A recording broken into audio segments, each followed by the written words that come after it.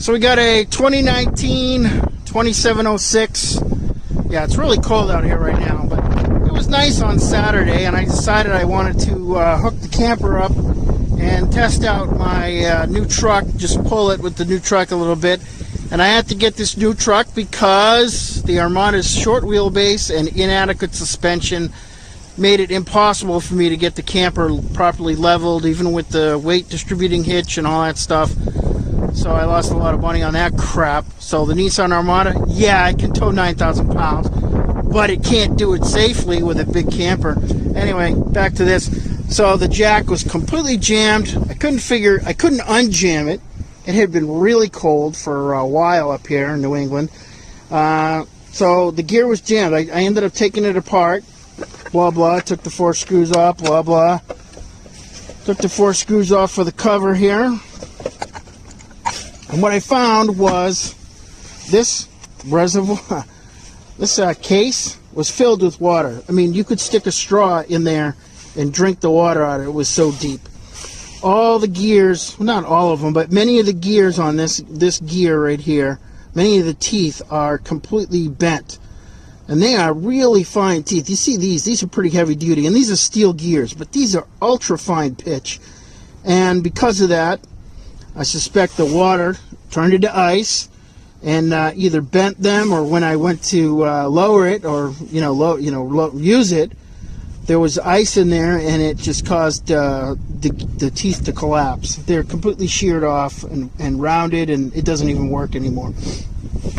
So I took it apart, took this out, drove the shaft through so that I could lower the hitch below. Anyway, I ended up taking the whole thing off and using a floor jack. But here's the thing. This should never happen. How is this possible that this case gets filled with water? First of all, there should be a drain hole in it if it's going to get filled with water, so it freaking doesn't fill with water. But a better idea would be a system that doesn't allow water. Look at this. If you don't have this cover on, this thing is going to take water in directly.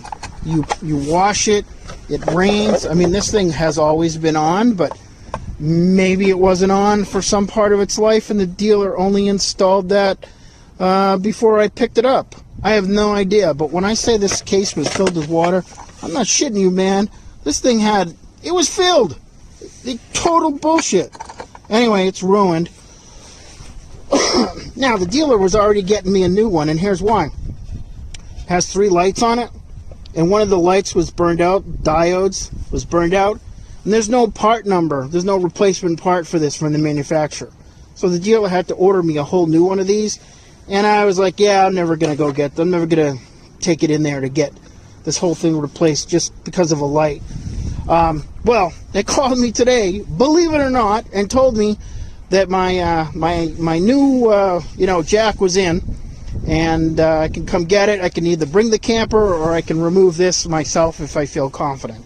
And that's what made me think of doing the video. And I've already pulled it off, and at this point I think I'll go get the new one and then just sell it on Craigslist or keep it.